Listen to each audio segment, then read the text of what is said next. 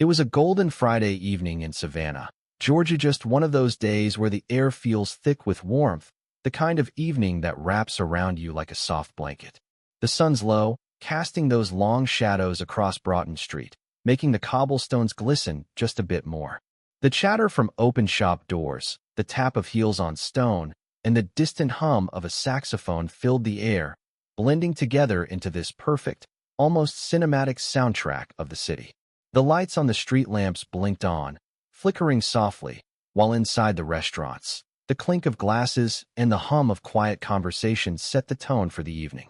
There was a certain kind of elegance to this place, a restaurant nestled among the charm of Savannah. Tables were lit by candles, sparkling under the low golden light. The waiters moved effortlessly between chairs, their smiles polite but detached. It was that kind of place where the portions were small, almost too small, and where the unspoken rules of etiquette seemed as important as the menu itself. But tonight, something was off. As the door swung open, a man walked in, his stride steady, his shoulders broad. There was something about him, a quiet confidence that made the air around him seem to shift. His skin was the color of dark mahogany, rich and deep, and the way he carried himself, dressed in a simple white shirt and navy slacks, was nothing short of dignified. His shoes weren't flashy, but they were polished with care, and the leather satchel across his shoulder was well-worn, well-loved. He looked nothing like the wealthiest customers that usually walked through those doors.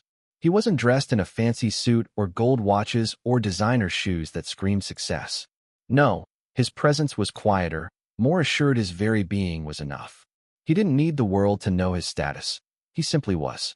Behind the hostess stand, Amanda, the assistant manager, noticed him immediately. She glanced up, her fingers still scrolling across the reservation tablet. But the instant her eyes met his, she froze. For a split second, her smile faltered, just a flicker of recognition, but it was enough. She quickly shifted into that practiced smile, the kind that says, "I'm in control here," even though the uncertainty in her eyes didn't quite match. "Table for one?" she asked, scanning him like a predator sizing up its prey. The man gave a single nod, his voice calm and unwavering. "Yes, please." There was no hint of arrogance in his tone, but there was a quiet expectation that made it clear he wasn't someone who needed to beg for a seat. She glanced around the restaurant. Plenty of open tables. A two-seater by the window, perfect lighting. An empty booth under a pendant light, untouched. And yet, she tapped her tablet and, with a manufactured sigh, said, "Most of our tables are reserved tonight. But I do have something in the back." And with that, she turned on her heel, leading him past the kitchen doors, past the bustling dining area, to a table wedged in the corner right next to the restrooms. The smell of cleaning supplies clung to the air, mingling with the faint scent of bleach. The walls were stained, the paint bubbling where the steam from the kitchen had worked its magic over the years. The man didn't flinch. His eyes stayed calm, his face unreadable. "It's fine," he said, his voice still even. Amanda's lips curled, not into a smile, but something colder, something more satisfied. She led him to the table, dropping the menu onto his lap like it was an afterthought. She didn't speak another word, turning on her heel and walking away without so much as a glance. The man didn't react. He simply sat down, his movements deliberate, folding the napkin across his lap, straightening his back with an almost meditative calm. As the waiters wove between the tables, stealing quick glances his way, he didn't flinch, didn't shrink. He sat quietly, with dignity woven into every action. Amanda didn't notice. It was too busy adjusting her name tag, too busy thinking that she had already won. But something was shifting in the air, something heavier than the ambient noise around her. The man's presence had changed the space in a way that even he hadn't fully recognized yet. He looked down at the menu. Trout, asparagus, herb potatoes. It was simple, clean, exactly what he wanted. No appetizers, no desserts, nothing flashy, just enough. When Amanda returned, her heels clicked sharply against the floor, almost as if she were marching in time to some rhythm only she could hear. "Well," she said, her voice pitched higher than before. "Made your decision, sir?" She practically drawled out the word "sir," as though it were some kind of punchline to a joke only she knew. "Yes," he replied, without hesitation. "The trout with asparagus and herb potatoes." Iced tea, unsweetened. Her eyebrows shot up. Ooh, look at you. Living large tonight, huh? That combo's what, 27 bucks? Must be a big day. His expression didn't change. The air around them grew denser. He didn't need to respond to her sarcasm.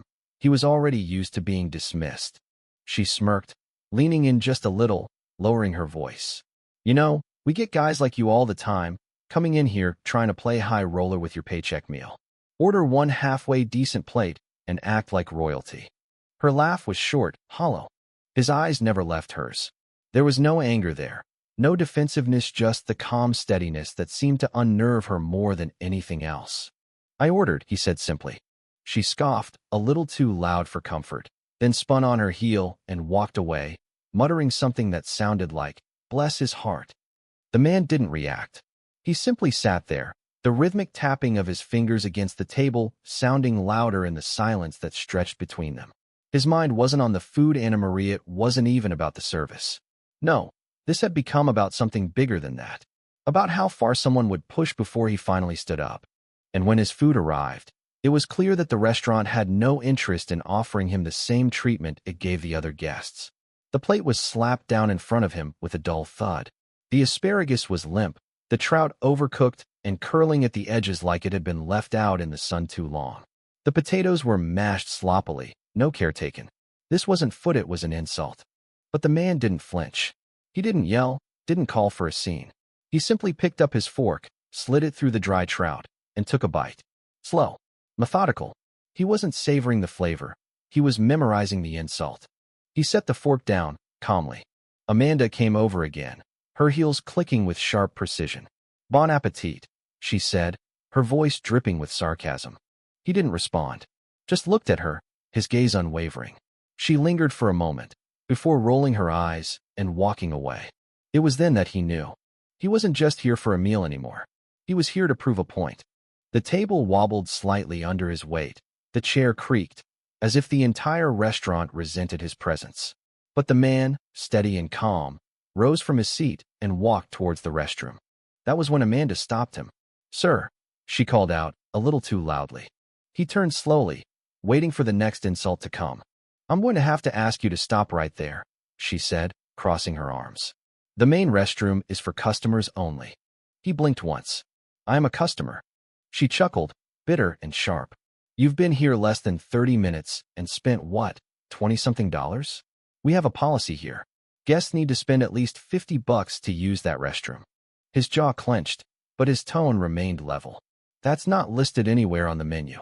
It doesn't have to be, she snapped. It's company policy. You think we let just anyone use our facilities? The words hung in the air. The man tilted his head slightly, as if double-checking whether this moment was really happening. He didn't flinch. He didn't raise his voice. He simply asked, do other guests use the mop sink entrance? Or is that just for people like me? Amanda rolled her eyes, clearly not expecting that question. Don't make this a thing, she hissed.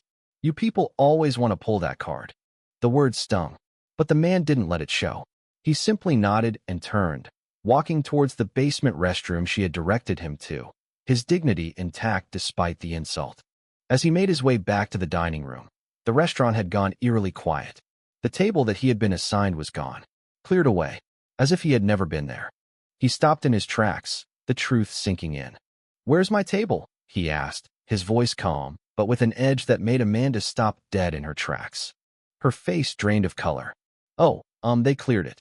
I think someone said you had left. He looked at her, his eyes cold.